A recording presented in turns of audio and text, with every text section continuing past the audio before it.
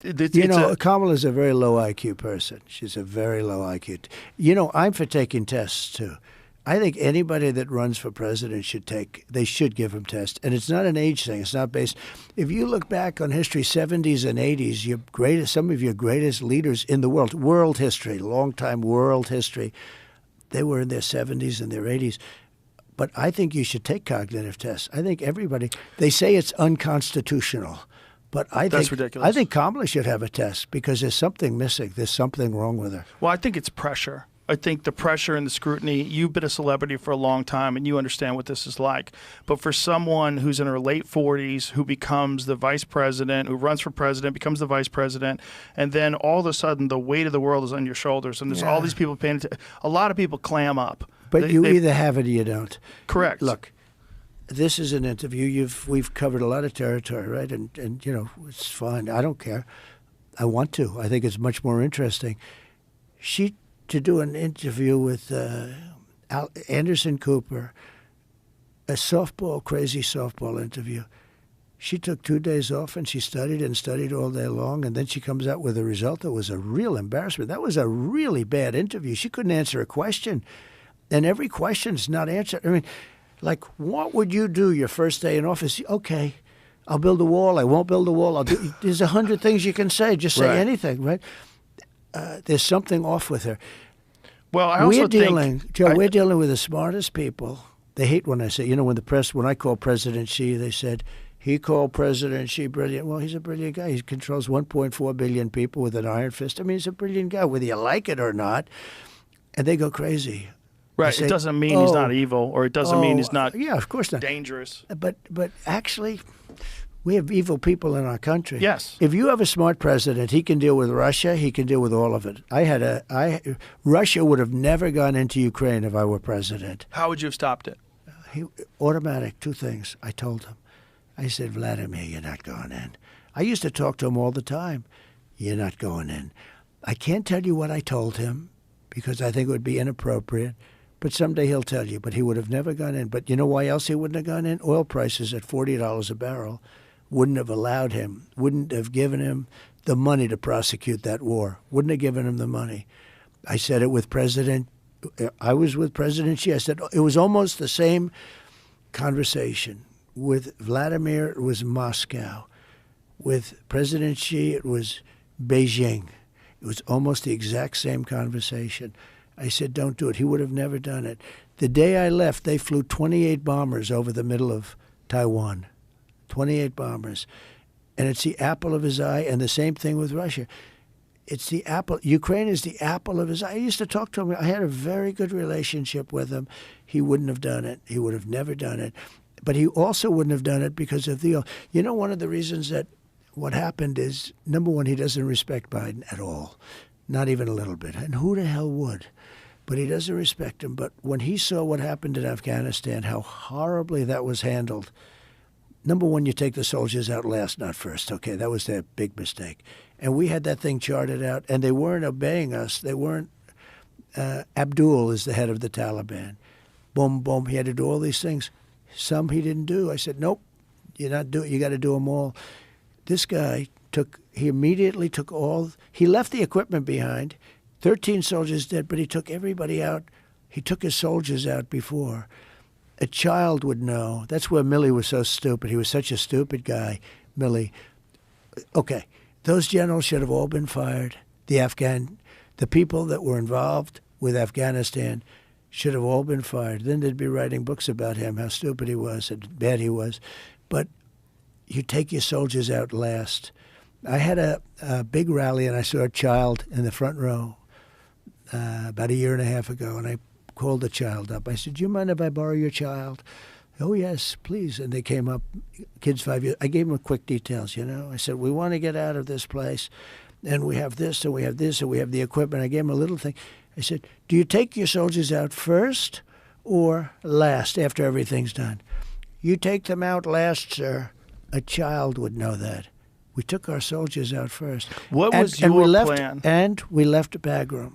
Well, not only that, we Bagram. left billions of dollars worth of equipment and military vehicles that they use for parades now. The best equipment, to embarrass us, the best equipment in the world. The Taliban parade where they've got tanks rolling down the streets and Blackhawks flying is the craziest thing I've ever seen. The fact that we left all that stuff there. Equipment in the world behind. What would you have done differently? Well, number one, we would have taken it out. Just so you go back a little bit further, I had a couple of conversations with Abdul. And from the time I had those conversations, because they were shooting our soldiers, with the sniper stuff, they were shooting a lot of them. They were shooting a lot with Obama, much less with me, but they were shooting them. And I said, get this guy on the phone. The press went nuts when they heard this.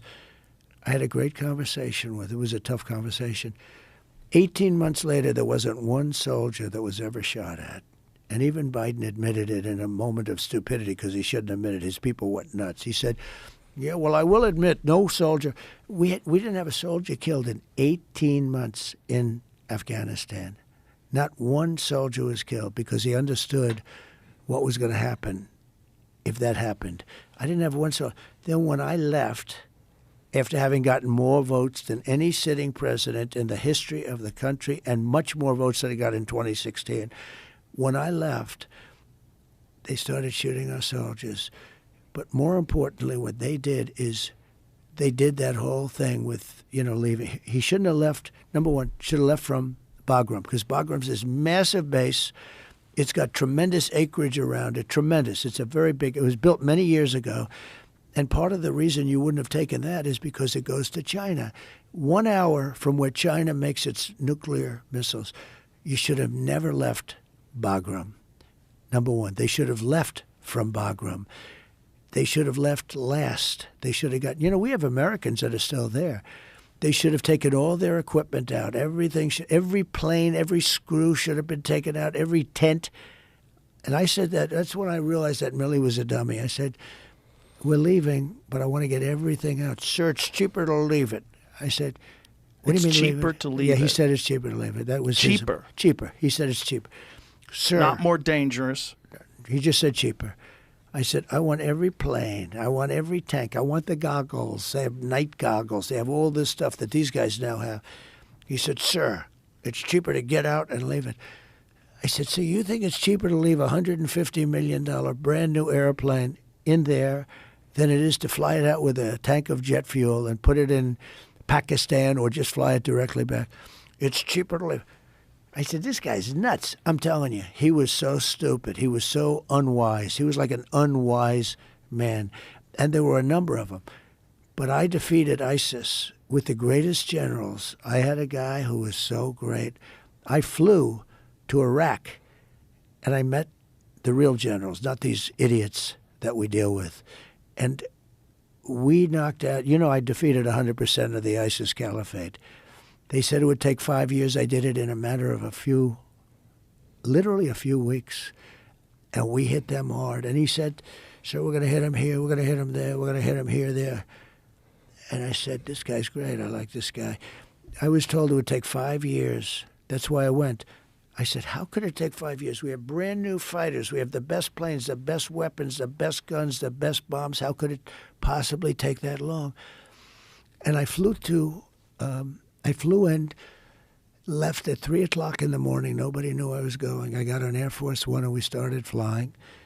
And when we reached about half an hour away from Iraq, that was where the airport was, big airport, about a half an hour away, they said, sir, I'm sorry, you'll have to turn off all your lights. Why?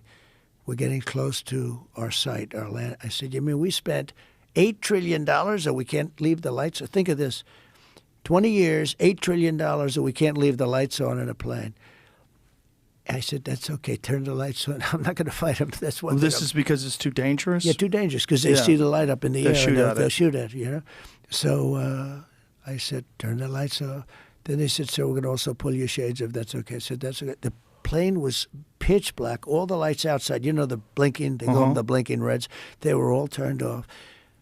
And I like to sit with pilots a lot of times, and these guys are specimens. I always say they're better looking than Tom Cruise, okay? And they're even taller, like perfect specimens. these guys, like for a fighter, you have some guys that are perfect specimens. These Right. guys, and they pick the best pilots in the Air Force, United States Air Force, to fly Air Force One. And I get up there, and I'm sitting, and I'm feeling my way up. It's up high because 747, so you go through the stairs. But I sort of knew my way up. There wasn't a light in the plane. I'm saying, can you imagine? We spent trillions of dollars, and we're trying to fly in blind. But I got into the plane. The cockpit is dark black, little tiny light. You could see the pilot. A perfect-looking human being. His co-pilot, everybody was perfect. They were all like movie stars. It's like I could have cast a movie with these guys and nobody would believe it because they were too good-looking. So I said, how are we doing, Captain? Sir, we'll be landing in 10 minutes. And I look outside. There's not a light. And I'm saying, I've landed a lot of planes. And you see like little lights at least. There's nothing. It's just pure desert. And I said, okay, Captain, good, but I'm looking. Now you've been in many planes where it has the computer sign saying 1,000 feet, goes 1,900, 800. It's a computer voice, but it's an incredible voice. 700. I say, Captain, are we okay? Are we okay, Captain? There's no lights. And I'm looking, normally when you land a plane, because I sit with pilots a lot, I think it's great. I think it's a great profession, everything. It's incredible. They're incredible. These machines are incredible. He said, sir, we're fine. No problem, sir. I said, I'm going, I don't see the lights up there, Captain. Sure, we're okay, So, I'm exaggerating a little bit. Problem with exaggerating, they'll tell the story. They'll say, Trump was a coward. So I'm sitting with him. He goes, 500, and I'm telling you, there wasn't a light on the runway, nothing. And we're going in. You okay, Captain? Everything good? Yes, sir. No problem. We'll be down in about 1 minute, sir. And I'm telling you, Joe, there's always a light. There's not a little pin. And all of a sudden, psh, and you hear blah, blah, perfect landing like glass. That's how good. These guys, between the equipment and it's genius. It's pure. It was so dark you couldn't see a thing. There was no runway. You wouldn't know where the hell you're. You're in the middle of a desert. And then I got out of the plane. I said, thank you, Captain. That's a great job. And then I got out of the plane, and I'm going down, and I see a general and another general. And I see a staff sergeant, a drill sergeant, and various guys, all central casting. Central casting. They said, sir, would you like to rest? I said, I don't want to rest. I want to figure out what the hell are we doing with ISIS. I'm hearing we can't. It's going to take years. No, sir, we can do it very quickly, sir. And anyway, we go into the room. Biden would have taken a nap for 4 days and then left without a meeting. So we go into the room, and they have these guys. I say, how long can you do it? How long? We can do it in a couple of weeks, sir. I said, wait a minute. They told me 5 years. We can do it in, I don't know, he gave me a number like in no time. I said, why haven't you done it? Because the orders came in from Washington, sir, and they would come here and tell us what to do. Don't you challenge us?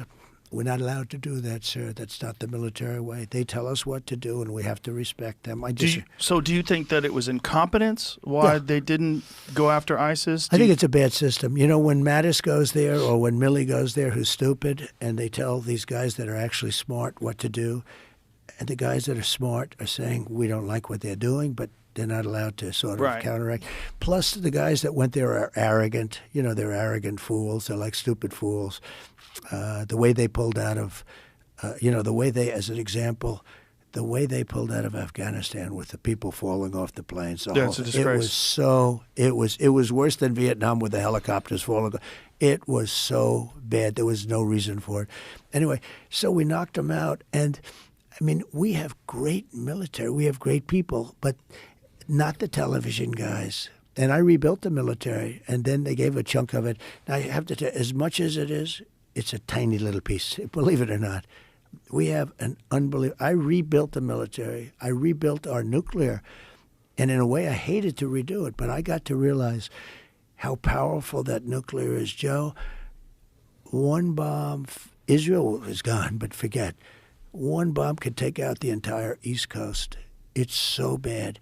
And I watch these poor fools talking about, Our oceans will rise 1/8 of an inch over the next 500 years. I mean, we have people, we have countries. Right now you have 5 countries. And don't underestimate if you take a look at North Korea, I was there. I mean, I was with Kim Jong. I had a great I got along great with him. You know, the press says he got along great. That's a good thing. It's not a bad thing. It's a great thing. Obama thought we were going to go to war with North Korea. When I met with Obama just prior to the takeover, you know, you meet, you have a sort of a ceremonial meeting. But it lasted a long time, a lot longer than it was supposed to last. I said, what's the biggest problem? He said, North Korea. By the time I finished, we had no problem with North Korea. We were really, it was a little tough at the beginning, remember? Mm-hmm. He said, I have a red button on my desk. I said, I have a red button also, but mine's bigger than yours and mine works. I liked how you called him Little Rocket Man. I said, yeah, Little Rocket. I said, Little Rocket Man, you're going to burn in hell. And it was a rough, so rough that people were worried. This is crazy. And then one day I got a call, sort of like a fight. I got a call. You know, you ever see that pounding, and then all of a sudden, but I got a call. And it was from him, meaning his people. They wanted to meet. They wouldn't meet Obama. He tried to meet. They wouldn't even talk to him about it. And I think he expected to go to war. I actually do. I believe he expected to go. And we checked their nuclear stockpile. It is substantial. I mean, I said, do you do anything? I got to know him very well. I got to know him better than anybody. And I said, do you ever do anything else? Why don't you go take it easy and relax? Go to the beach. You have beautiful beach, nice beachfront property. You know, kiddingly. I said, you're always building nuclear. Just relax. You don't have to do it. Let's build some condos on your shoreline. They actually have gorgeous stuff. And he said, I just have to do it because I need it for my safety, etc. I got to know him very well. We had no problem with him. If you have a smart problem, if you have really the right president, a smart president, you're not going to have a problem. And I say it to people, we have a bigger problem, in my opinion, with the enemy from within. And it drives them crazy when I use that term. But we have an enemy from within. We have people that are really bad people that I really think want to make this country unsuccessful. When you look at what's happening at our border, Joe, when you have people coming in that when other countries are allowed to empty their prisons into our country with murderers, we had 13,099 murderers dropped in our country over the last 3 years. And 15,000 rapists convicted. Rapists? Yeah. Drug dealers, drug lords. And that's just the ones that have been accounted for. Correct.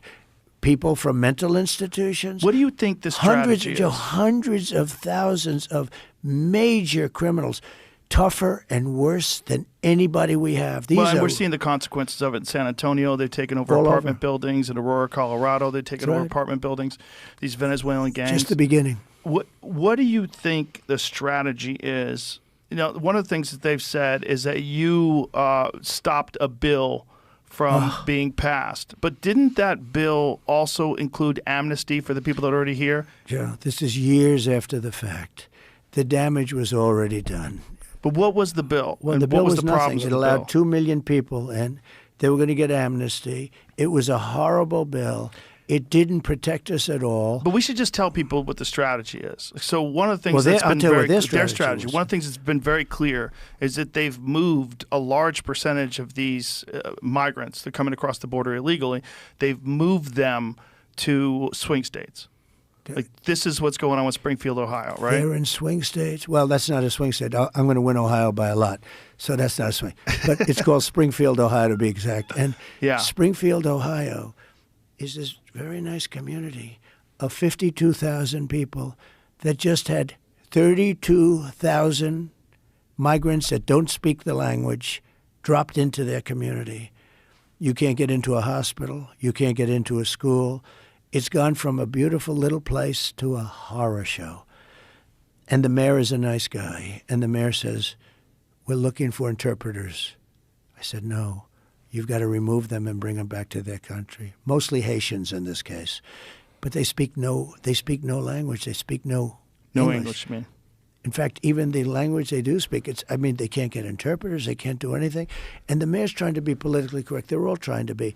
In Aurora, Colorado, You have the worst, probably the worst gang. MS-13 might even be, those two are the worst gangs. These are Venezuela gangs. They have taken over apartment complexes, and they're going to want to take over the whole thing. And you have a weak governor, pathetic governor, who's a radical left Democrat. He doesn't know what the hell to do. But you have it in many other communities, but they don't like to talk about it because it's bad for the community to talk about it. These people have been let in here by this imbecile. And I mean it, she's a low IQ person. Low IQ. Right, but it's obviously not just her. There's a strategy that's involved in letting these people in. She was in charge of the border. Well, she's in charge of the border, but they utilize that app. The app that used to be used. It used to be used, I think, essentially, wasn't it for shipping? Wasn't it when people were in this country? It was used for shipping, and now it's used to deal with the cartels. The cartel, heads of the cartel, rich people, by the way, these are loaded. These people have so much money. They would call up, think of this, they call up the app, and the app tells them where they should take their load of illegal migrants from the Congo. We have a lot from the Congo, prisons in the Congo.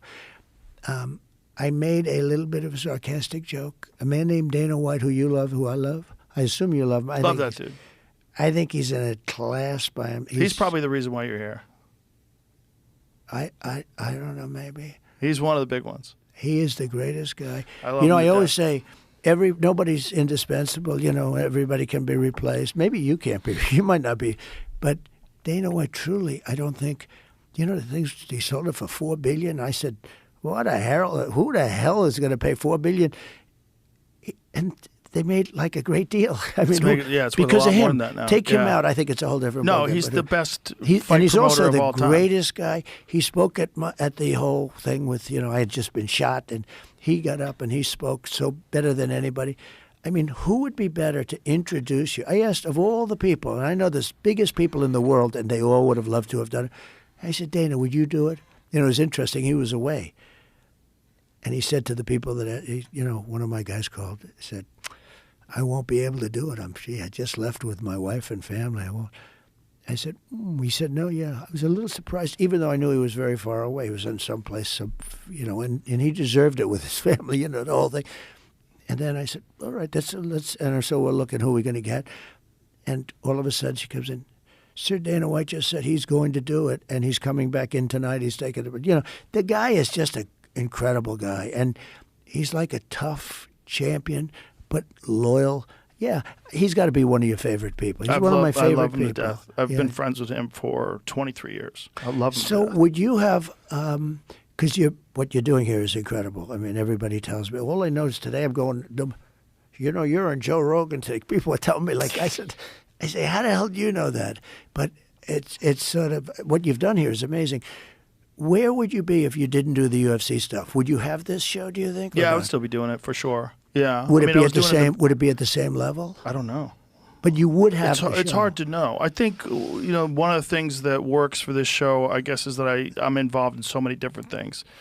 Stand-up comedy, UFC, and all the interests that I have that lead to the podcast. Will you always want to do First of all, you love UFC. I love it. Yeah. You love the fights. I mean, I watch you. You are loving it. They could pay you nothing. It'd be very. They didn't pay me anything for the first 13 shows. I did it for free because they were hemorrhaging money. And I became friends with Dana, and my position was, you're going to give me the best seat in the house. I get to sit cage side for the fights. I'll do it, and I wanted to help. I was like, I think these are the guys that we had always hoped for. In the early days of the sport, I started working for the company in 1997. I was before the UFC was purchased by Zuffa, which Dana worked for. Wow. So I was a part of the previous owners. And I only did it for a couple of years. It was just too much, and I was losing money. And it was banned from cable because of Budweiser and John McCain, and you could only get it on DirecTV. And then I came along, and I gave him the sites. You did, and he loves you for that. And he never forgot it. He loves you for that. He talks about it all the time. Just to interrupt you for one second. So they couldn't get a site because it was too dangerous, and everybody was against it, and they couldn't get a license. And I gave him the first 2 or 3 sites. Yep. And they were great. And by the way, I went to the first fight. I said, I never saw anything like this. It was crazy. It was so good. Take the best fight you've ever seen. It was like that fight, right? It was so good that I gave it to him again, and all of a sudden it caught on. But when I wasn't in vogue, I've had time you probably never had a time, but I had times when I wasn't exactly in vogue. Dana, they called him. He said, he's the greatest guy. There's nobody like. He said, I'll never say anything bad about that guy because when I needed, because they were having a hard time at the beginning. They almost pulled the plug a couple of times, right? He said he stood up and he gave us stuff that nobody else gave us and nobody wanted anything to do. And he said, I will never. And there was a time where it would have been very popular for him to say bad stuff about me. He said the greatest stuff about me. He said, you're going to try and get me to say bad stuff about Trump? I'm never doing it. No, So he's a very unusual loyal guy. Yeah, very unusual guy. He's and a fantastic guy. a perfect guy to be at the helm of something so controversial as the UFC. Less controversial now. I mean, Well, now it's huge. Yeah. Well, this was always the thing that I would hope that it would be. I always knew that it was unbelievably entertaining, but I just didn't know if maybe I was crazy. Maybe I loved it because I've had this long history of being involved in martial arts, and maybe like other people who just think it's too violent. But can boxing make it? Yeah, boxing's still a great sport. I love boxing. But it seems to be so unimportant now by comparison to UFC, don't you think? I think, well, you know, Dana is working with the Kingdom of Saudi Arabia. They're going to start promoting boxing now. And with Dana at the helm of it, I think boxing could return because the thing is they want to make fights that other people, maybe, you know, promoters don't want to make because they want to protect their fighter. Controversial fights where, you know, it's dangerous. Like, you don't know, this guy could lose. And so the Saudis, they're smart. They just offer a tremendous amount of money, and they're putting together fights that no one else can put together. They're doing that in boxing. If Dana's involved, he'll probably make it good. You know the amazing thing, though, in fighting, no UFC fighter, they say, has ever died. And it looks to me much more violent than boxing. Many boxers have died. Isn't it interesting? And Dana tells me because they take so many shots to the face. Yes. And there's also no other options to preserve yourself, to protect yourself. So if you get hit in a UFC fight, you can clinch. You can try to take the fight to the ground. You get options. Yeah. Also, you don't get allowed to get knocked down and then get back up. When you get knocked down, you're concussed. And generally, you know, if a guy's really hurt, they can be finished on the ground and the fight's over. If it's boxing, you have 10 seconds to get up. You get up. Your head kind of clears, but you're still in real bad trouble, and then you can kind of run away and survive until the bell rings. Yeah. They're only 3-minute rounds, and then you start again. So you're getting repeated punishment to the head. Yeah. You know, and then there's also the issue of guys weight cutting, you know, which is a problem with the UFC as well. But weight cutting in boxing has led to, if you look at deaths in boxing, there's very few of them in the heavyweight division. Most of the deaths in boxing are the lighter weight divisions because when guys dehydrate themselves to lose weight, to make weight, their brain is the last thing that gets rehydrated. Like, it's very difficult to completely hydrate your brain quickly. And you only have 24 hours between the weigh-in and the fight. And it used to be the weigh-ins were the day of the fight. Like when Boom Boom Mancini had a fight with Duk Kim and killed him in the ring, which is one of the last ones on television that we've seen. That's right. That was a crazy event for people and heartbreaking, and it led to a bunch of different changes. And one of them is day before weigh-ins to allow people to rehydrate better, and the other one is they dropped it from 15 rounds down to 12. Which, look, they should do that. You know, I'm not the fighter, so. But those 15-round fights were unbelievable. They were unbelievable. They were unbelievable. Yeah, you go back to the golden age. Yeah, in terms of entertainment. Oh, yeah. Those were the championship rounds. Those were the greatest fights Those ever. last 3 rounds were crazy. That was brutal. I mean, it's such a war of attrition. You know, a lot of people think even like a 5-round UFC fight. The UFC is 5-minute rounds. It's so much energy you're burning out. And those last couple of rounds, those 5-round fights, the 4th and the 5th round, unbelievably brutal. Who's the greatest UFC fighter? Are you allowed to say, in your opinion? It's tough for you to say because you do this, but who do you think is the greatest of the fighters? There's a lot of arguments for who's the greatest of all time. You know, John Jones, most people would say is the greatest of all time, never lost. There's certainly a really good argument for that. There's another argument for Georges St. Pierre. I always leave in B.J. Penn in his prime, Anderson Silva in his prime. You know, Mighty Mouse. People forget about Mighty Mouse because, unfortunately, he's a smaller guy. He's 125 pounds, flyweight champion. He's one of the greatest expressions of mixed martial arts I've ever seen. I think to this day. And Khabib? What about Khabib's fantastic. But if you looked at like accomplishments in terms of championship fights, Khabib retired 29-0, but he didn't have as many world championship fights. And probably never lost a round. They say he might have lost to Gleison Tebow. He might have lost to him. Around. He might have lost a round. And that was a controversial fight where people think that Gleison Tebow could have even got the decision in that fight. I'd have to go back and watch it again to make a decision. But they're great athletes. Oh, the best athletes in the world. And the most dangerous sport in terms of, like, I always call it high-level problem solving with dire physical consequences. Yeah, it's just brutal. That's what fighting is. You know, I never forget.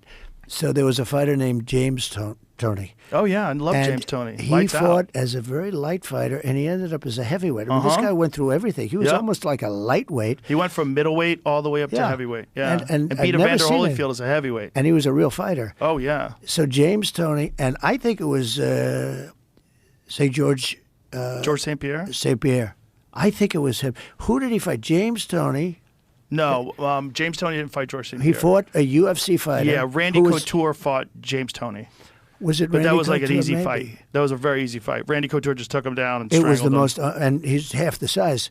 And he just, once he got to the ankles, in fact, the announcer said, it's over. Yeah, and he put him to picked him, sleep. took him down, mounted him, strangled him. It was And pretty James, quick. he was, but he was talking big because he was much bigger. He was a pretty big guy. James just wanted to make some money in that You think fight. so? Yeah. But I never forgot it. I don't think he knew what it he was was doing. over very quickly, and he was lying, sleeping on the mat, and he was talking. You know, he was doing the Muhammad Ali stuff, but it didn't work out. But I remember He sold the fight. Yeah, that was Couture probably. Yeah, wasn't it was Couture. George never fought a boxer in an MMA fight. If he did, he would kill them. Was he one of the greatest? Yes, unquestionably. That's the argument. There's like a handful of guys you can make the argument is the greatest of all time. People forget about Anderson Silva. In his prime, he was unstoppable.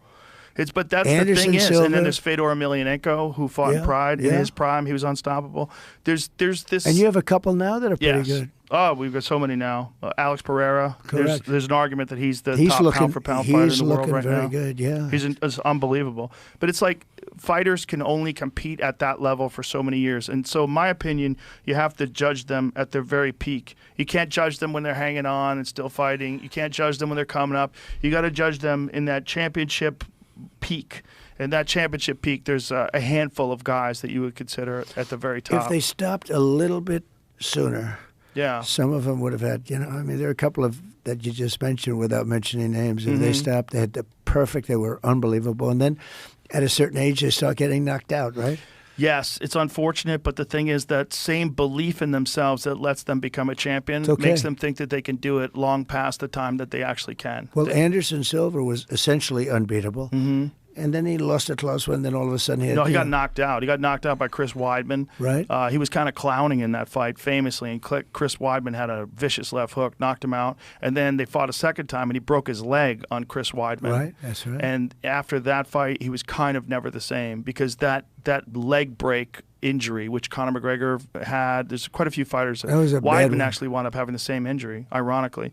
There's only been like you're never the same because you can't never kick. the same. Well, you can. Weidman is still kicking with that leg. You can, but psychologically, when you throw a kick and your leg snaps in half and you're in agony for a year, right? You have to get surgery. You have to get bolts and plates to keep your leg together, and then it takes forever for it to heal.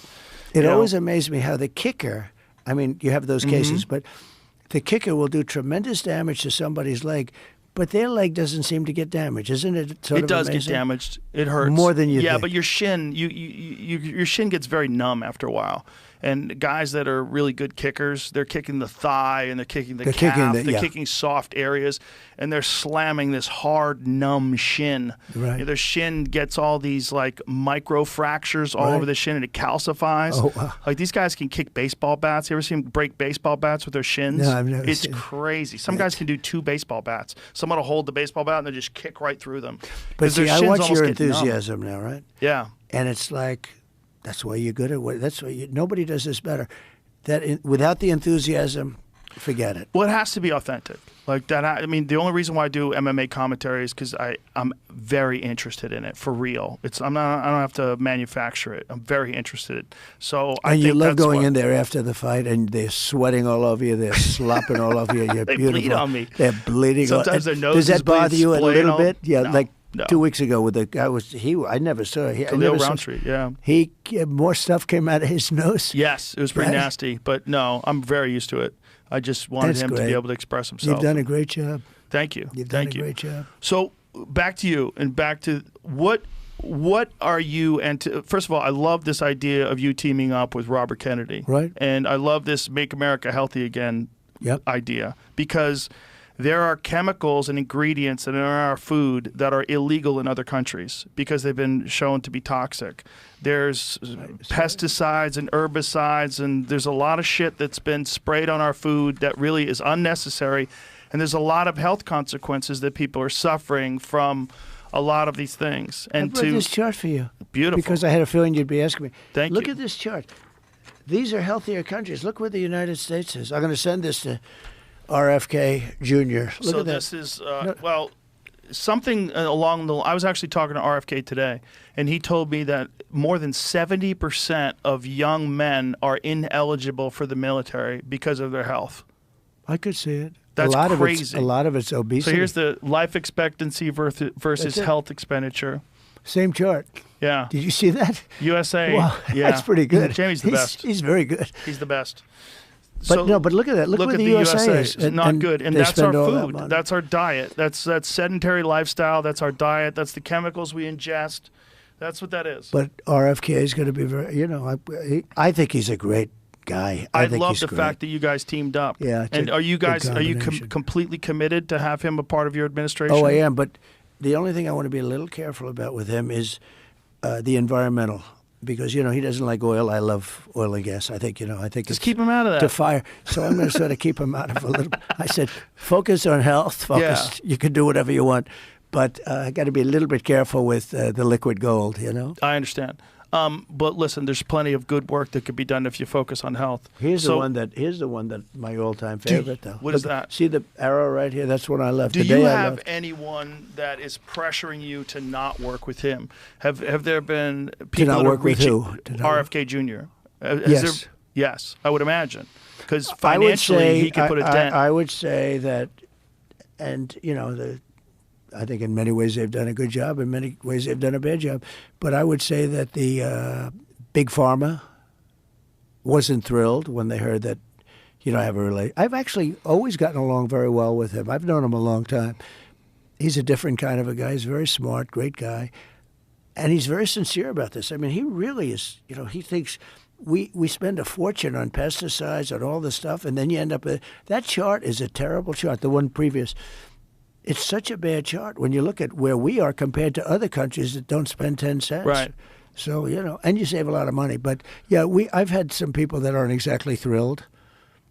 You can imagine, right? Sure. It's a good question, actually. Well, certainly if it doesn't affect me. Some pharmaceutical drugs that have been prescribed that have negative consequences that these people have been profiting off of, and then you have a guy like RFK Jr. who spends an enormous amount of time highlighting those things. You could say how they'd be very reluctant to have you support him. I would say that's an understatement, yes. Yeah. So what do you do to stop that from getting in the way? Well, look, they've come up with some amazing things. I mean, I don't know how you feel. I know you're against certain vaccines. But like the polio vaccine, people had polio. It was like a disaster. And they came up, Dr. Salk, and he came up with a vaccine, and there's no polio. Now, very interesting, there hasn't been polio, but now in the Gaza Strip, can you believe that? Have you heard that? There's been a big strain of polio coming out in the Gaza Strip. Is it vaccine-derived polio? Because, there's a strain of polio that comes directly from the vaccine. Because, unfortunately, sometimes when you vaccinate people for polio, you actually give them polio. I haven't heard that, yeah. Yeah. I mean, all I can do is I sit down and I listen to him, and I'll give it a total. I would love him to be right. Because if he's right, it's a lot less expensive, generally speaking. There's two things that people point to when they point to the dangers of the pharmaceutical drug industry. One thing is when pharmaceutical drugs were allowed to advertise on television. We're only one of 2 countries in the world that allow pharmaceutical drugs to advertise on TV. Mm-hmm. The other one's New Zealand, but they're more restrictive than we are.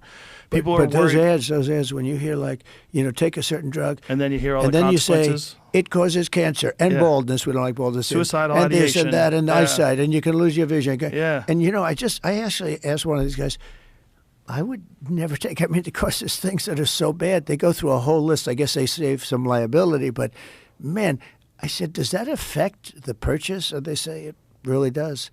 When there's something you have and you read, and then they go through the list of Side effects. the potential side. It's not even the potential side effects. Right. I mean, a lot of people are just. I asked that question. People hear that.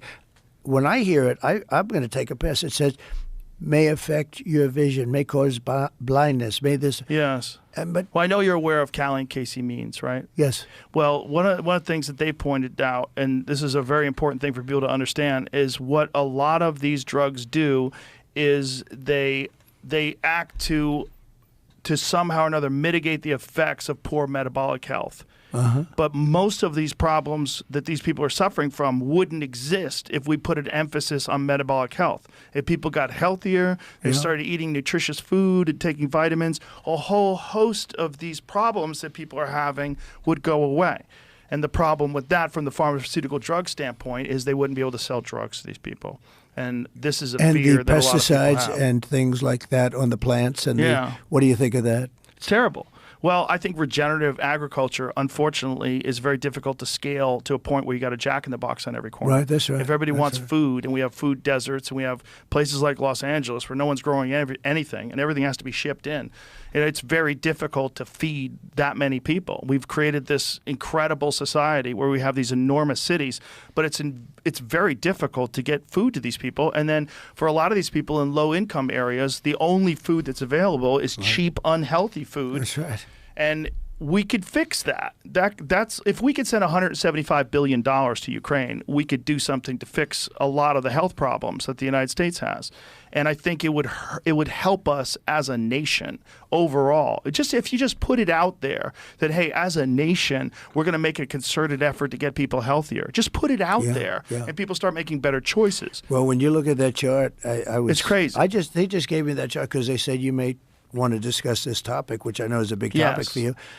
And when I looked at that chart and I looked at how unhealthy we are as a nation, that's a pretty big thing. How are you so healthy? Is it golf? No, it's genetics, I believe. You know, I'm a big genetics believer. is a big factor. I really am. I mean, my father was. Unfortunately, it is a big factor for health. Some people are just way more robust. But you do play golf a lot, and that is exercise. Both of my parents. For me, it's good. Fresh air. It really is. It's exercise. fresh air. You're outside. Even mentally, you're focused on that 3-footer, and for a couple of hours, you're not. And I go quick. I play fast, real fast, and I'm in, I'm out. But it gives me. I was never one that could like run on a treadmill. And I can do it. When passing a physical, they ask me to run on a treadmill, and then they make it steeper and steeper and steeper. And the doctor said it was at Walter Reed. They said, "It's unbelievable." I could have gone. I'm telling you, I felt I could have gone all day. But I said, "Doc, I can do this all day long. I have no problem." But it's boring to me. Do you understand? Right. It's just boring. Golf's exciting. But I did it for so long. They couldn't believe it that I did it. And I never did. I don't do it. I don't really, I have friends that run on this stuff all day long. But I had no problem doing it. But it's really boring. So with golf or something, or tennis or whatever. Right. But golf, as you get older, there's something really good about it, and you have competition with your friends. And, concentration, focus. And it's a great handicap sport. And it's also a thing, I think, it cleans your mind, because when you're looking at a shot, that's all you can think of when you're executing. It gives you a couple of hours. It's interesting, like with tennis, if you're much better than somebody, you can't really play with somebody. It doesn't work. You can give them sort of the equivalent of strokes, right? But it's not the same. With golf, you can play with a lousy guy and give him a stroke a hole or 2 strokes a hole or something. It's a good handicapping sport. Right. But it gives me a little exercise. But I haven't played in a long time. I won 32 club championships. Didn't you play right after you got shot? No. What I did is I played with Bryson DeChambeau. Do you know Bryson? Yes. The pro. Uh-huh. He's a great player. And we played, it was a certain thing that we played, I guess called breaking 50 or something. 50, we play from a certain tee, and if you can break 50. And it got tremendous ratings. It was sort of like a crazy thing. He's a great guy. But wasn't that like a couple of days after you got shot? I don't know. I know I haven't. That was one of the funniest things. You were on the golf course. I think I did, yeah, maybe I did.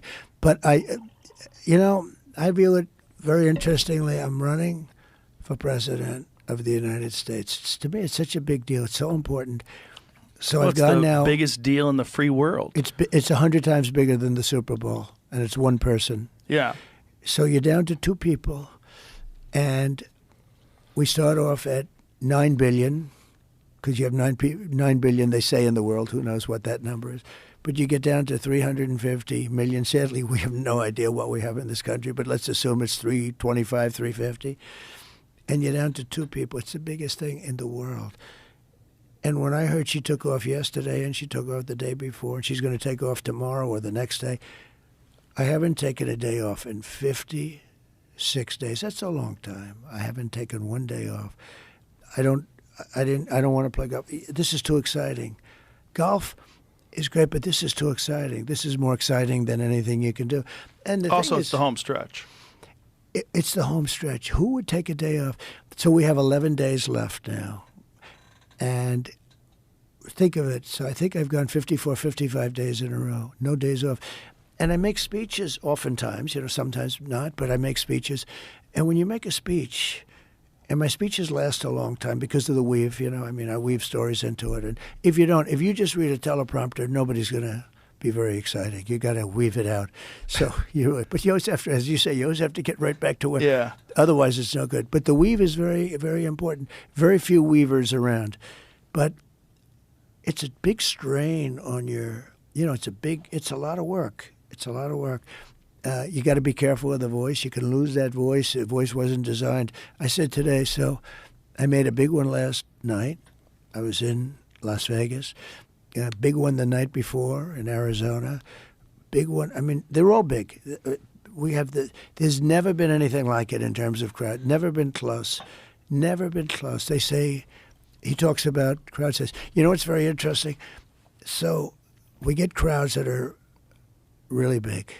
And I say, I've never had a story, because I don't get good press. I don't think I've had a good story in years. I really don't. I swear, I don't think you were talking about it a little bit with Oprah. Everybody loved me. I don't think, I became president of the United States. I did great the second time. I did much better. I don't want to get you in any disputes, but I won that second election so easy. And not just because of But let me get to that. I want to talk to you about that. But here's the thing. I did that, and now I've gotten the nomination again. And don't forget, to get these nominations, you go against very smart people. Ron DeSantis was hot. Got to go through him. Nikki Haley was hot. Got to go through her. I went through everybody. Record time, right? Record time. I got 3 nominations in a row. Won the first time. Did much better the second time. I get millions of votes more the second time. And now I'm doing it a third time. And it's an incredible thing. I never get a good story. I only get bad press. Now, I will say this. It's a lot easier if you're a Democrat. If I were a Democrat, you get a lot of positive press. I would get a lot of positive press. No, it's a creepy, corrupt business, and the media, to a large extent, acts as a propaganda arm for the Democratic Party. It's not even believable. Yeah, it's bizarre to watch, and most young people, I think, are aware of it. I think most boomers still, unfortunately, read the newspapers and believe in CNN. But it's getting younger. Let yes. me tell you, it's getting for us, for a conservative. Yes. And I consider myself a person. It's the internet. It's because the internet's giving people information that they're not getting from anywhere else. And they like the very fine people hoax, the Russiagate hoax, all these different things that they've done. They tried to pin on you. That's like, it's a clear distortion of what you actually said. The bloodbath hoax. Yeah, I was talking about the auto industry. Yes. It's a bloodbath because Japan and China are taking our auto. And I said, it's a bloodbath. They said, he used the word bloodbath. He said, if you don't win, it's going to be a bloodbath because they're going to take over. That's exactly what you said. It's a terrible thing they do. But that's the problem with propagandists, because they take things out of context, and ultimately what they do is they diminish their own credibility because people don't want to listen to them anymore because they see that they've done that and they recognize what's going on and they feel insulted. Their intelligence is getting look insulted. At the ratings. Yes. Shows like yours. So I have a son who's very smart and tall, Barron, right? And he knows all about you. He knows about guys I never heard of. He said, Dad, you don't know how big they are. They're big. He told me how big. I said, who the hell is he? Like Ross. I did. He said, Dad, he's a great guy. I mean, guys that are doing, it's a whole new world out there. It's a different world. And but, I'm on TikTok now. Congratulations. And I've done really well. No, but the crazy, have you seen the numbers? Billions, like billions of hits. It's crazy. I'm sure TikTok's a wild application. And I've though. gone up 30 points. A Republican is always down 30 with young people. I'm plus 30. And I'm on TikTok. I think it's had a huge impact. Young people are rejecting a lot of this woke bullshit. Yeah, Young people are tired of being yelled at and scolded. They're tired of these people that they think are mentally ill telling them what the moral standards of society should be today. And people are upset. There's a big difference now, but even in just a couple of years, I was shaking hands with people. They're young people. The rebels are Republicans now.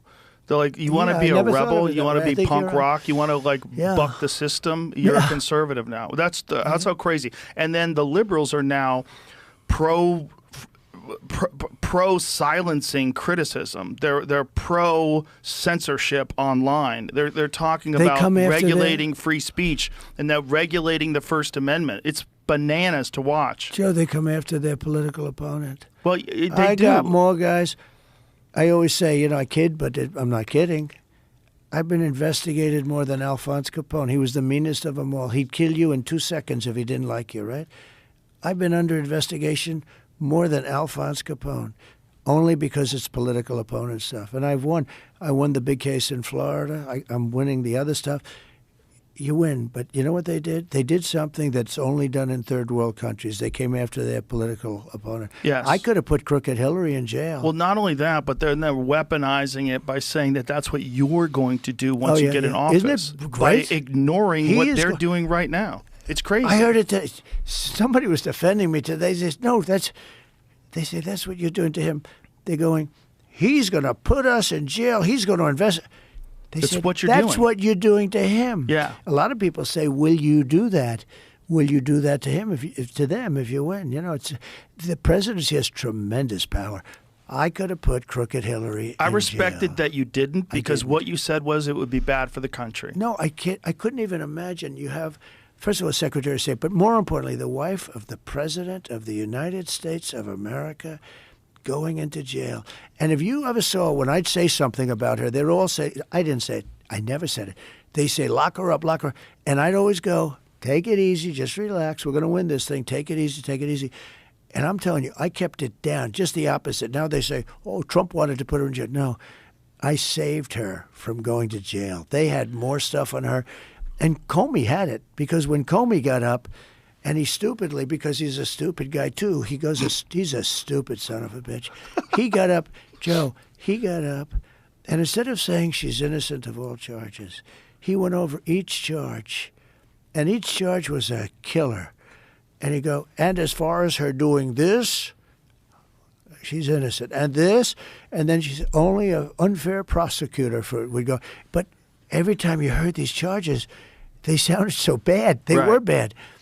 And all it was is he wanted more airtime. If he would have gone up and said, I've thoroughly investigated Hillary Clinton and she's done nothing that we feel is wrong, it would have ended.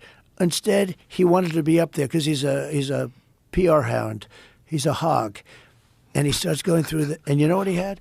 They had a huge problem because FBI is great. The people there, not the top people, the people. The real people, the people that work there. It's like the real generals that I told you about that defeated ISIS in record time. The FBI guys are great. I'll bet you I'd be at 95% in the FBI. I bet that's right. Underneath. Yeah. And so here's the thing. So he goes with Hillary, and instead of just saying, he goes through each charge. Right. And even I was saying, man, those are bad charges. Sounds terrible because this is before I got with those charges. Don't forget, this is before I got there. Right. Now, he was trying to protect her. But he did her a great disservice. Because he wanted attention. He was stupid. So I want to talk about 2020 because you said over and over again that you were robbed in 2020. Yeah, totally. How do you think you were robbed? Everybody always cuts you off. I'm going to They allow. do. Well, they not only cut you off. Well, what I'd rather do is we'll do it another time, and I would bring in papers that you would not believe. So many different papers. That election was so crooked. It was the most crooked election. Okay, but give me some examples of how. Well, let's start on the top and the easy ones. Okay. They were supposed to get legislative approval to do the things they did, and they didn't get it. In many cases, they didn't get it. What things? Anything. When they Legislative made, approval like of- for extensions of the voting, for voting earlier, for this, Right. all different things. By law, they had to get legislative approvals. You don't have to go any further than that. If you take a look at Wisconsin, they virtually admitted that the election was rigged, robbed, and stolen.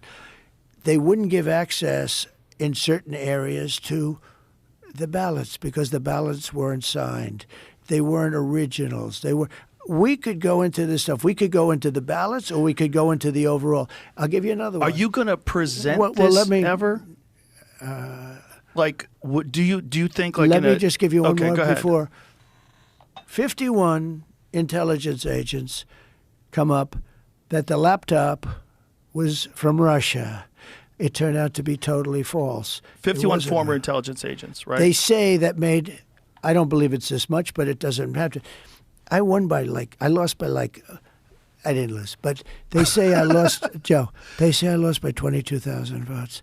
That's like 1/10 of 1%, less than that. It's a tiny little thing. 22,000 votes spread over, that's spread over this period. So 51 intelligence agents lied. They lied. They lied. They knew it was. It was Hunter's. It was from his bed. It was Hunter's laptop.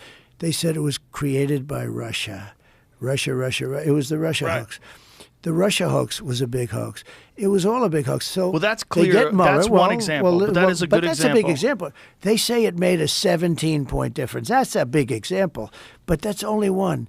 And you could go into the ballots where they wouldn't give you access to the ballots. You could go into the ballot harvesting. You could go into $500 million for the lock boxes. But just in terms of narrative, so there's two things, right? There's the Russia hoax. There's the collusion with Russia that was never proven, right? That's one. Well, no, it's proven it didn't happen. Right. Yeah. But they talked about it on But it took television. 2.5 years to prove. But not only that, but it was a constant narrative on television. So Sure. that's And- a constant and- narrative that gets into people's minds, especially low information people that just watch the news, Sure. that you're in collusion with Russia. So that's one. Sure. So that changes the narrative. And then you have the 51 former intelligence agents that work with the original Twitter and get them to remove links. You can't share it on DMs. You cannot share that story. They swept that story because they said it was Russian disinformation, even though they knew it was not. 100%. So that's two examples that are real examples. Now, anyone who considers himself a legitimate, objective observer of American politics, if you really want the best person to win, you would want people to not lie. And the only reason why they got away with this lie was because they continually labeled you as this horrible threat to democracy and Hitler. Yeah. They But- kept saying you're going to be a dictator, ignoring the fact that you weren't a dictator for the 4 Correct. years where you were The actually the opposite. president. I was actually the opposite of a dictator. I was a very straight guy. But look, those three things, you take those three things, each one of them by themselves causes the result to be different. Okay? It does. And then you can go into 100 other things. There's so many. We can't have corrupt elections, and we can't have open borders. You need to have a country. You need borders. You need fair elections. And I'll tell you the other thing you need is you need a free and fair press. One of the things I like about doing a show like this, can you imagine Kamala doing this show?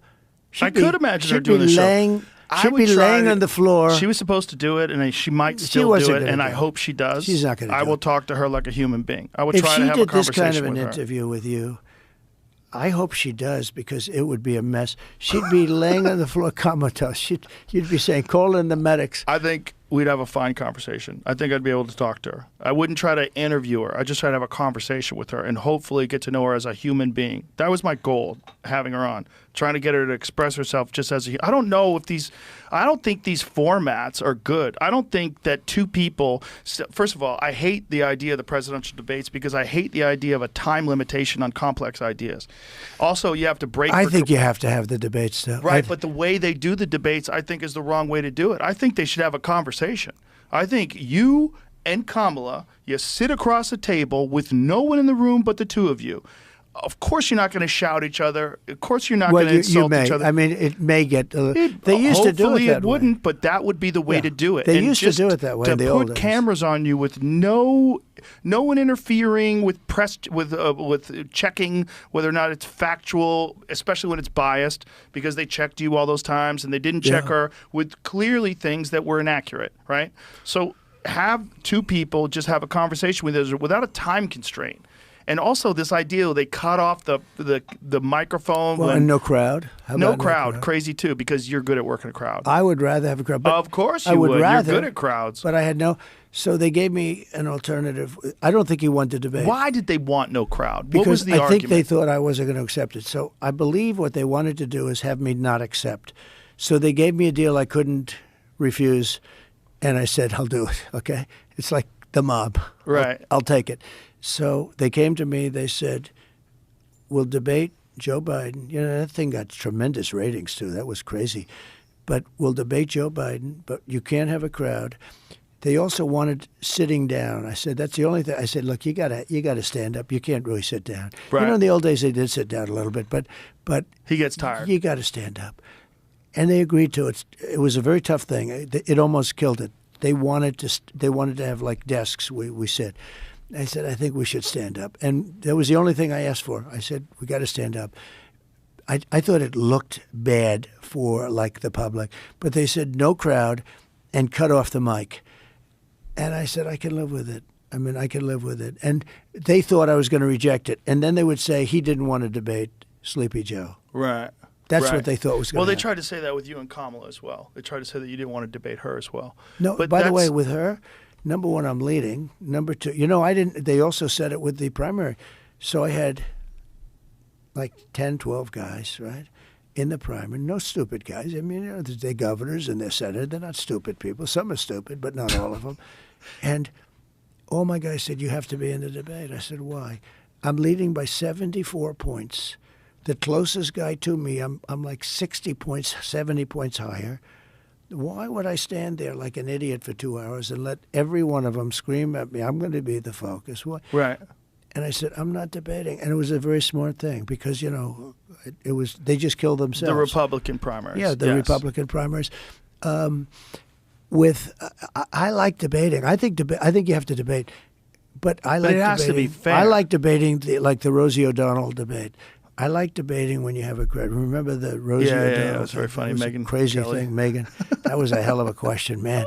If I didn't come up with that answer, it was a great line. Well, what it was is, you know, we had 28,000 people. That was the Cleveland Arena where the Cavaliers played. Right. LeBron James. I'm not a big fan of LeBron James, but he is a good basketball player. But, you know, that was and when I said that, the place went crazy.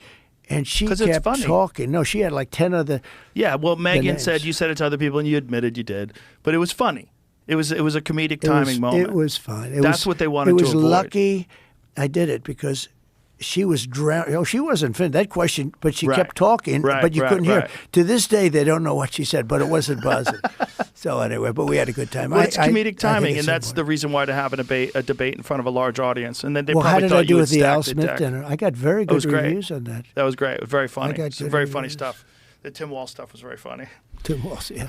He's funny. That's a real beauty. That's a crazy one. She said that she had picked him, and this is one of the questions I want to ask her, when she was sleep deprived. She said she was suffering from sleep deprivation when she picked him, which is just like, hey, maybe take a nap. So I was, okay, look, let's see how it all turns out. I think we're going to win. I think we're way ahead now. I think we're way ahead. But can I bring you back to 2020? I think they're going to look at two things. They're going to say they should have had a primary, even if it was a short primary. Yes. They shouldn't have picked her. And then she's going to say, I shouldn't have picked this guy. She shouldn't have picked that guy. That guy's a disaster. The lying about Tiananmen Square. Everything. Admitted that, yeah, the military record, assistant coach versus head coach. Too. Yes. Little things. So I did McDonald's last week. I saw that. And I actually got a call from your friends at Google, from Sundar. That's pretty good, right? He said, this is the biggest thing we've had in years. At McDonald's? At McDonald's. Did you know that? It was one of the... It was funny. Who's a great guy, by the way. But he said, this McDonald's thing, I want to tell you, it's one of the biggest things we've ever had on Google. It just hit.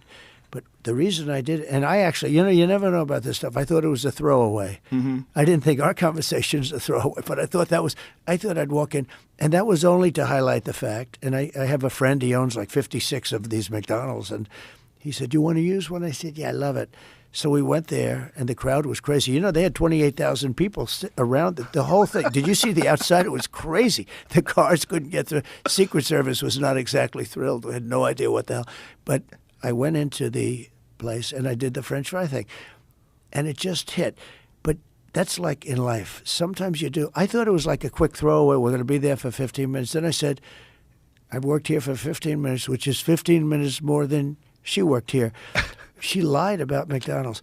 And, Is that proven that she never worked at McDonald's? McDonald's has no information. No, she has no information. There's nobody. The manager said she never worked there. It was a certain place, and he said they never. No, she lied. She's a liar. You know what they do?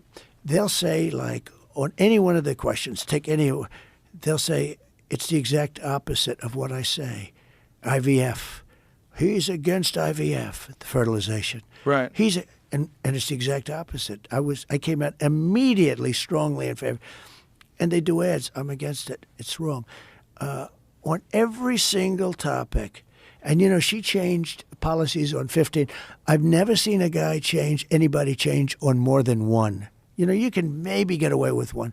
Her whole life, fracking, every single thing that she was for, the confiscation of guns. She wants to confiscate. Now she's saying everybody should have a gun. In fact, we're going to get her a MAGA cap. I'm going to send her a MAGA cap. But she's changed, and I don't think people are buying it. Well, some people are buying it because they want to buy it, because it's blue no matter who. There's a certain percentage of our population that's going to vote Democrat no matter what. That's true. They're pressured. There's their community, their ideology. Left is good, right is evil. I don't understand why. Okay, you have a wall, or you have I built 570 miles of wall. Everyone said I built a lot of wall, exactly the stuff. But you have a border. What I don't understand is, who would want people to come into our country from places unknown, like sometimes they'll say about a fighter, from parts unknown, right? Remember Haystacks Calhoun, from parts, he says from parts unknown, the old days, those are the old days, that's even before you. But who would want people to come in, pouring into our country? We don't know anything about them. But I want to ask you this. Why do you think they're doing that? I think because... Do you think they're trying to buy votes? Do you think they just want cheap labor?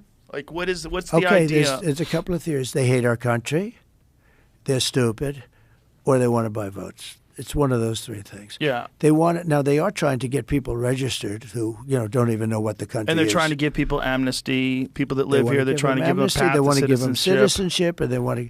Well, how about what happened? If you think about the amount of money that they've given them when they've come here, the food stamps, the benefits that even our poor people aren't getting. $200 billion, and that's a way low number. That's a way low. It's interesting. New York has always been like, sort of like always looking for money. They've spent $100 billion on this stuff. I don't know where and they're not getting the money from the federal government. It's crazy. And because the mayor came out and said, we can't live like this. They investigated him. He gets in. By the way, I called it. I said he just got himself indicted. This group is stupid, but they're vicious. They're stupid people, but they're vicious people. The 2020 elections, you say you have all this evidence that it was rigged. Why haven't you put this evidence in a consumable form? In what? Oh, I did. I have books on it. And by the way, books have been written on it. We have an author named Hemingway, who is a great writer. She wrote a book on it, but many books have been written on it. There are books that are... What's happened is judges don't want to touch it. They would say you don't have standing. They didn't rule on the merits. The merits never got there. The judges didn't have what it took to turn over an election. Let's talk about the potential vulnerabilities for elections and election fraud. One of them is mail-in ballots. The other one is if someone can break into voting machines.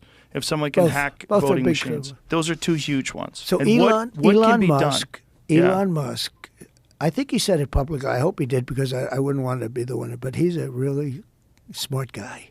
And he's a very good guy with computers, right? You'd say he's one of the smartest people alive. Anybody that can land that 20-story building and perfect and boom. While he's doing Starlink, while he's talking Tesla, to me while about he owns Twitter. And then he agrees to Starlink. And he tweets 100 times a day. He's an amazing guy. Right? Yeah. He said to me that unless you have paper ballots, it can never be an honest election. That's a big statement. It's a big statement. We should go to paper ballots. You know, France did. They went to mail-in voting, and it was all messed up. What can be the amazing thing with the machines? So we have the machines. They cost 10 times more. Paper ballot would cost 8%. And they make paper ballots, they're all watermarked and everything else. They're very sophisticated. But if you take a look, paper ballots, 8% the cost, and you're done by 9 o'clock in the evening, right? Now we have these sophisticated machine. It goes up to heaven. It goes all over the place and down and around. And they say, we'll need 2 weeks to figure out who the hell won the election. Do you think that's by design? Yeah, I do. I think it's very crooked. That's my opinion. You're allowed to have an opinion. Let's say you win in November. What can be done to mitigate these problems? What could be done at the level that the president has power? Well, if I win, this will be my last election. But I think I owe it to the country. Yeah. Yeah. But I think I owe it to the country. We have to have fair elections. So how can you fix that? You know, Jimmy Carter was in charge of a commission, that many years ago. And they put him and Scoop Jackson and various senators, distinguished people that were retired. And they came up with a report. And the report's primary finding was you cannot have mail-in ballots. Because if it's a mail-in ballot, I went to the voting booth the last time, whatever it was, and I walked in Palm Beach, and I walk in, and they know me. They say, Mr. President, could I see your identification? Yes, boom, here's this, here's that, everything. And then you sit and they watch you sign, and there's not a lot you can do. I mean, if you wanted to be dishonest, it's sort of beautiful. Right. If instead of that, I'm going to send them a ballot. Right. It has to go through the postal services. It has to go through a lot of people. They mail you houses that, the house was demolished and the people have left. And it's so bad. The one thing with Jimmy Carter, he had a very strong commission. It was no mail-in ballots. And we're the only one that does elections this way anymore. They've gotten away from them. And it ticked up in a big way after COVID. It used to be like soldiers serving overseas. They used COVID to cheat. Yeah. Well, they used COVID to certainly push this mail-in ballot. Another thing but they used COVID to cheat. But here's another And the last election was a little bit of you couldn't even get security guys, big, strong guys to watch. You know what? You'd call them. They'd call them and they were afraid to go out. We were in the middle of COVID. Mm-hmm. We were in the middle of COVID, right smack in the middle, and they didn't want to die. They didn't want to catch it.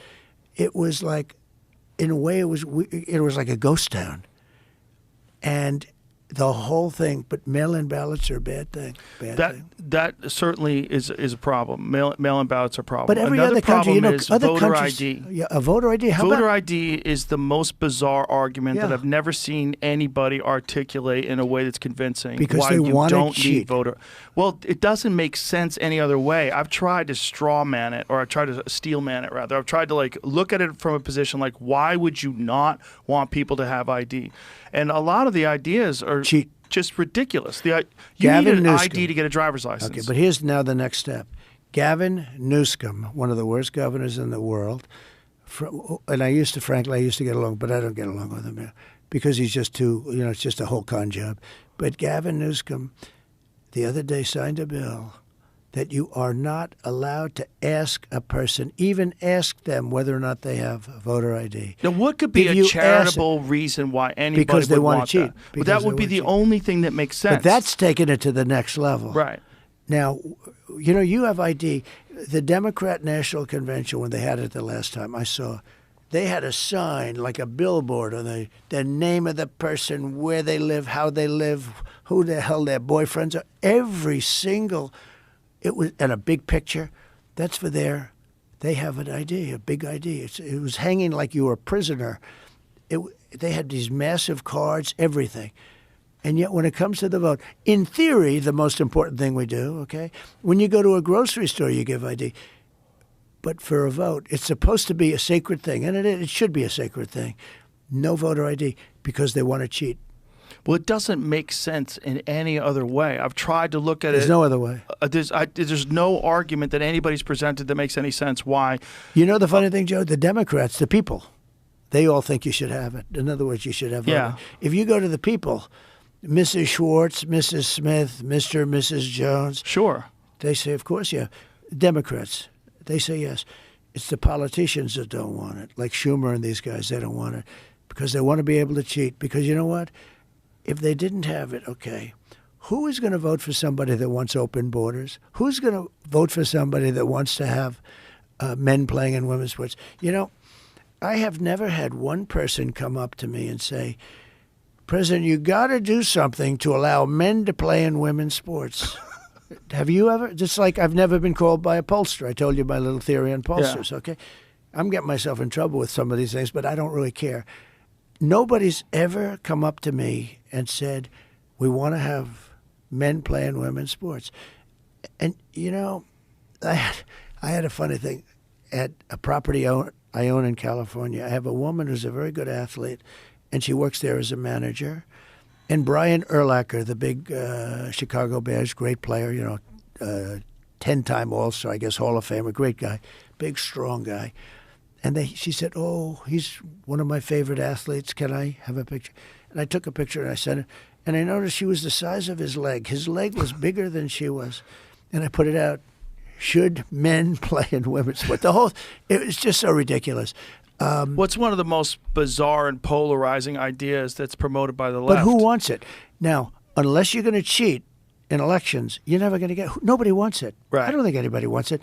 I've been told everything. You know, some people want this. I don't know of anybody that wants open borders. Nobody's ever come up to me and say, President, you got to let the world come into our country. Right.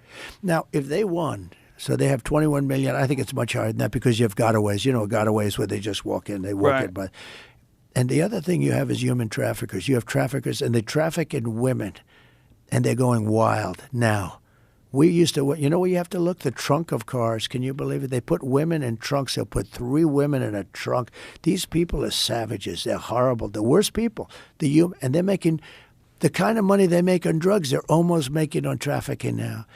And the thing that's made it hot is the Internet. That's what, you know, you think of it almost as an ancient thing, but it's the Internet. But who would want to have these things? Who would want to have, there's so many, the transgender operations, where they're allowed to take your child when he goes to school and turn him into a male, to a female, without parental consent. Who wants this? Does anybody want this? I've never heard of anyone, and I can go into 10 different things. The only way they get them is by no voter ID. You can't have voter ID. They don't want any. They want to cheat. There's only one reason, because the voter ID is so basic. It's the most basic thing there is. It's very basic. Who would want this? They want it so they can cheat because their policies are no good. I'll tell you, they're very smart when it comes to that. They're very smart, although they're not smart in terms of politics in a way, because what do they have that people want? They really don't have. They give away a lot of health care, a lot of stuff. But for the most part, their policies are terrible. Their policy on military, she's running on a tax hike. She's going to raise your taxes. You got to hear this. We are going to raise your taxes. And the people clap. But who is going to win with her? All my life I grew up with politicians lower taxes. She's politicking that we are going to raise your taxes. Well, they want to raise the idea is you want to raise the taxes to the highest earners. I know, but they it really think that doesn't work that way. millionaires and billionaires are not paying their fair share. But it doesn't work that way. Well, it's a narrative, right? And it's a narrative that appeals to people that are not doing well. Yeah. And they're like, yeah, our problems are that these rich people are not paying taxes. Well, the problems are the rich people are going to leave, and they're going to close up their companies, and then the other people aren't going to have jobs. You know, that's what happens. It does happen in other countries. But the whole, because you brought it up, I'll tell you what, we just, he's doing a very good job in Virginia. Glenn Youngkin, I don't know if you like him, not like him. I don't know him. But you don't know him, the governor of Virginia. So we have a case where they found thousands of illegal ballots. A judge just ruled that they have to be able to vote. Just happened today. Just before I walked in here, I heard a judge just ruled that You have to keep those people in. They're illegal. They're illegal votes. Now, I think they'll be overturned at the next court. One thing I found, because I had a couple of things that they get overturned a little bit, the system. Because the system, you have to hope that the appellate judges are honest. Otherwise, we don't have a country anymore. It's very important. But the whole thing with illegal ballots, it's got to be looked at. You have to have voter ID, and you have to have additional ID. You have to have an ID that shows that you're a citizen of the country. I agree. They don't want that either. I agree. One of the things that I wanted to talk to you about is the JFK files. And one of the things that you said was that if they showed you what they showed me, this was your quote, you wouldn't want people to know it either. So I opened them up partially. I was met from good people. Good people. People that were well-meaning. Mike Pompeo was one of them. He's a good person. They called me. They said, "Sir, would rather have you not." And I did open them, but I was asked by some people not to open them. There's a Martin Luther King file too, by the way, that they'd like to see. I don't know if you know, but there is that. But JFK in particular. So they called me. A lot of good people called me. People that that you would find reasonable people. And they asked me not to do it, so I said, well, we'll close it for another time. But if I win, I'm going to open them up. I'm just going to open enough time. Why didn't you open it up the first time, though? Because a lot of times, what was the hesitation, though? Addresses, people that are still living. There are people that are affected. And there could be some national security reason that I don't have to necessarily know about. But some very good, talented people asked me not to do it. I opened it up, and then they said, would it be possible for us to do that a different day? How much of it did you read into? I think it's going to be just fine to open it. Let me put it that way. I think it's fine. It's going to be time. It's a cleansing. It's really a cleansing. So I'm going to do it. I'm going to do it immediately, almost immediately upon entering office. Well, the thing, when people look at it from the outside and you sort of imagine what could be a reason why they would not release those files, it would be there's people that were implicated in the assassination. Yeah. Well, when there are living people, you generally tend not to want to do it. When people are still living. Living people that formerly work for the government. For the government, and living people that were somehow involved in it, and you tend not to do that. But it's time to open them. I can't tell you whether or not they're going to find anything of interest. And I did partially open. I think I've opened 50%, but I was asked not to do it, and I thought that was a reasonable ask. But now I'm going to do it. I'm going to do it very soon. There's a lot of interest in it. One of the things that there's a lot of interest in the people coming from space, Yes. And I know you're interested in that. Oh, I'm very interested in that. How much did they tell you about that? A lot. Really? Yeah. What did they tell you? How much can you tell? So how's that work? Is it like super top secret? I can tell, Tell me. Well, based on Hunter Biden, I can say whatever the hell I want, right? But no. But I interviewed a few people. It's never been my thing, I have to be honest. I have never been a believer. I have people that Area 51 or whatever it is. Mm-hmm. I think it's the #1 tourist attraction in the whole country or something. Area 51 in Las Vegas. Do you know that, right? Sure. I know what it is. So anyway, but it's a big tourist thing. So I interviewed jet pilots that say they saw something. If you saw them, you'd love to have them as your I've had son. a couple in here. Commander David Fravor. Yeah. I had him in, who had that sighting in 2004. Very compelling with video evidence, radar evidence. Ryan Graves. I don't believe his name, but I interviewed jet pilots that were solid people. Perfect. I mean, great pilots, great everything. And they said, we saw things, sir, that were very strange. Like a round ball, but it wasn't a comet or a meteor. It was something. And it was going 4 times faster than an F-22, which is a very fast plane, And it was round, which is, in theory, a great shape. So when you were talking to these people, was this something that you were compelled to have conversations about? Was this your personal interest? No, a little bit. It's not a great interest for me, but it's a little interest. I get that question as much as almost any question. Do you think that we have aliens coming, flying around or whatever? What do you think?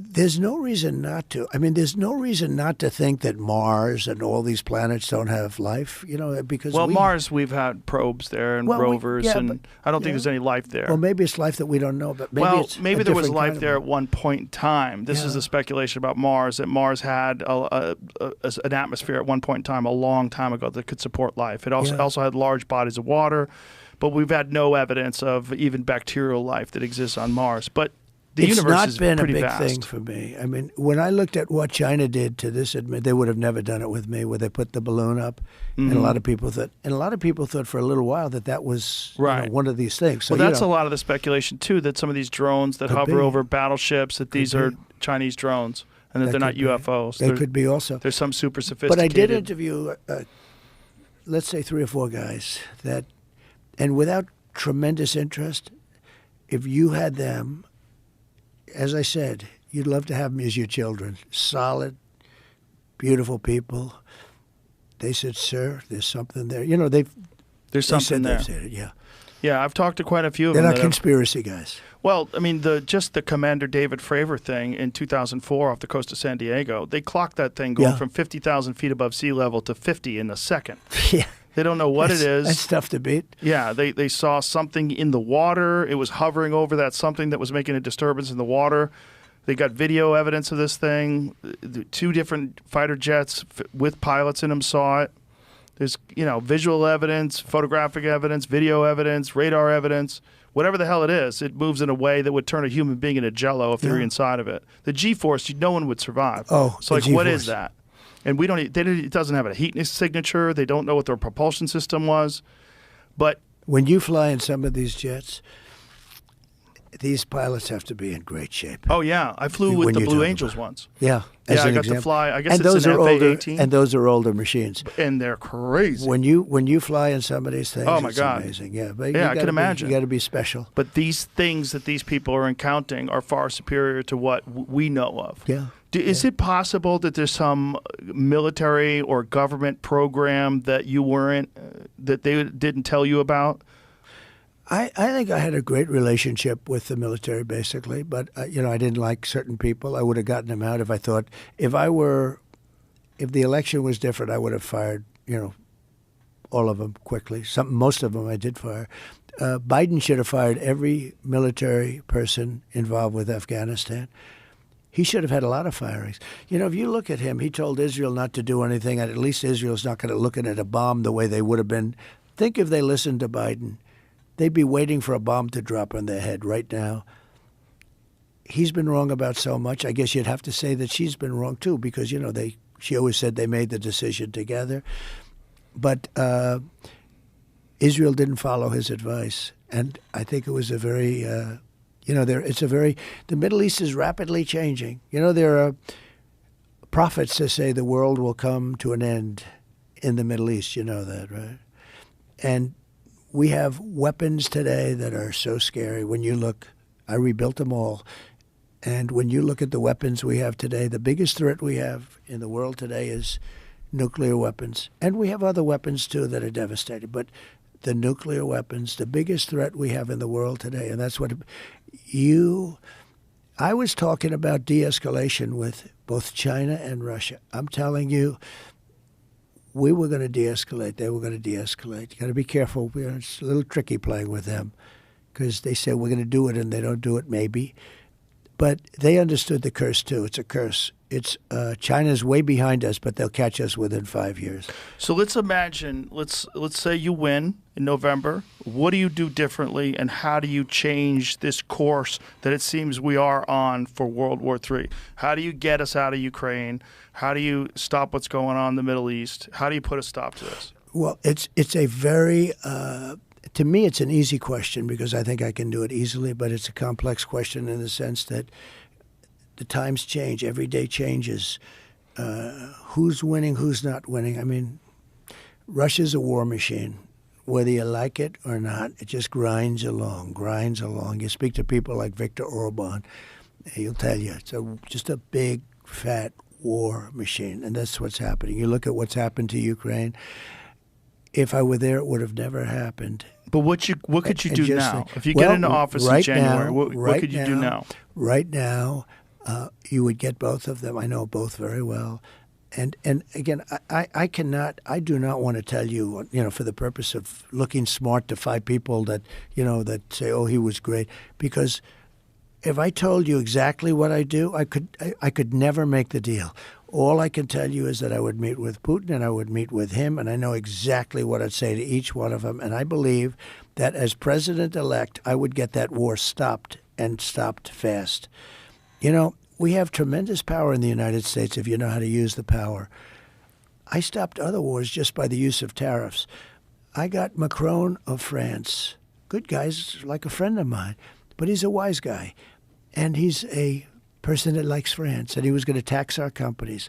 I sent all the smartest guys. I sent Mnuchin. They all failed me.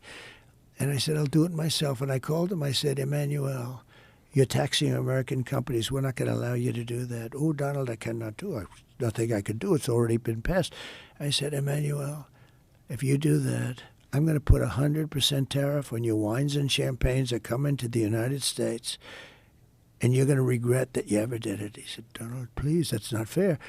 Anyway, within about 2 minutes, he dropped the whole thing, and it was massive amounts of money against American companies. I have to protect American companies. So why doesn't the Biden administration do this? Because they're incompetent. They don't know how to talk. Look, they met in Alaska with the Chinese, and the Chinese lectured them about how badly we treat people, right? Okay? I mean, think of it. You remember that? It was like they didn't talk to me that way. They respected me. They respected our country. They don't respect our country. They don't respect Biden. They don't respect her. They're dreaming about her because she's incompetent. She's not a smart person. Look, she can't put 2 sentences together. She talks. I watched her 2 nights. I watched her last night, too. It was the same thing. She's not a smart person. These guys are very smart, and they're very streetwise, and they're very tricky and evil and dangerous. And if she becomes the president of the United States, which I can't believe can happen, I don't think this country is going to make it. I don't think we'll ever be. I think just really bad things will happen to our country. And you know what? I look at the outside forces and I say they can all be handled because we have a pot of gold. But we're not going to have that pot of gold to play with anymore. It's a great negotiating thing. I told you I knocked out this massive car company going to take all of our car business from Detroit.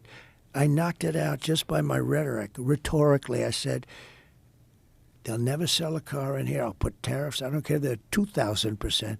They're never going to build that plant. Is it possible to apply that same thing to the electronics that we use? One of the things that disturbs me greatly is that all of our phones are made overseas, and then some of our phones are made in places and the chips.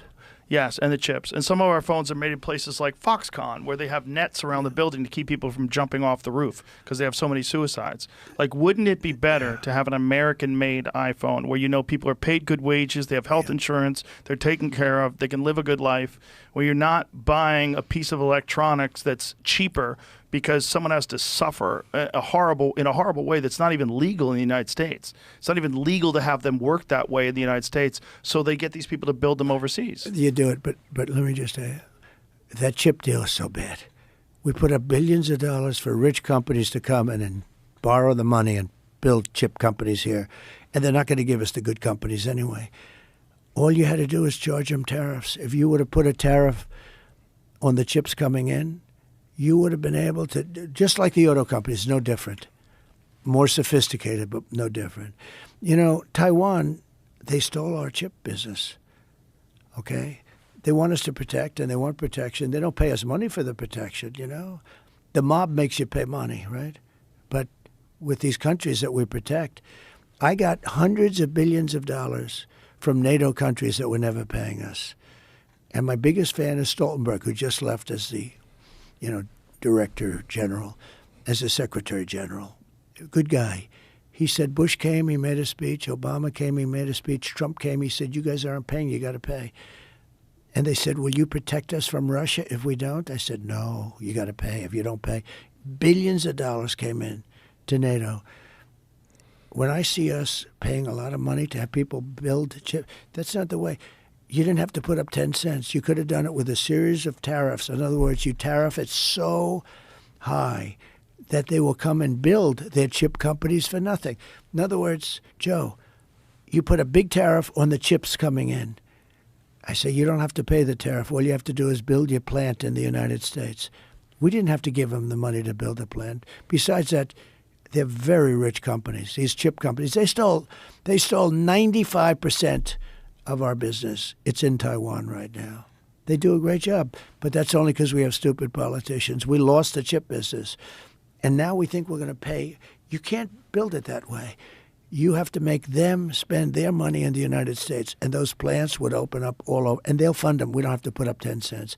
And I am in the process of making a huge speech in about a little while. And you and I, how long have we been talking? A long time. Let's go. Probably like 3 hours. I got to make a speech. Right. But we'll do it again. I want to do it again with you. Okay. You are something. Thank you very I much. said, how long will this last? Anywhere from an hour to 3 or 4 hours. How long we do, Jamie? 3 hours. Good. Well, we'll do it again. I thought it was great. I think it was great. It was a lot of fun. You are a fascinating guy, and Thank you've you. done a great job. Thank you very much. I'm a big fan, and thank you very much. It's been an honor. And it's been an honor to I'm have you going on to as make well. a great speech, and I'm going to say, and if I'm a little off tonight, I'm going to blame you. I'm going to Blame say I me. spoke Go to ahead, this guy blame for me. 3 hours.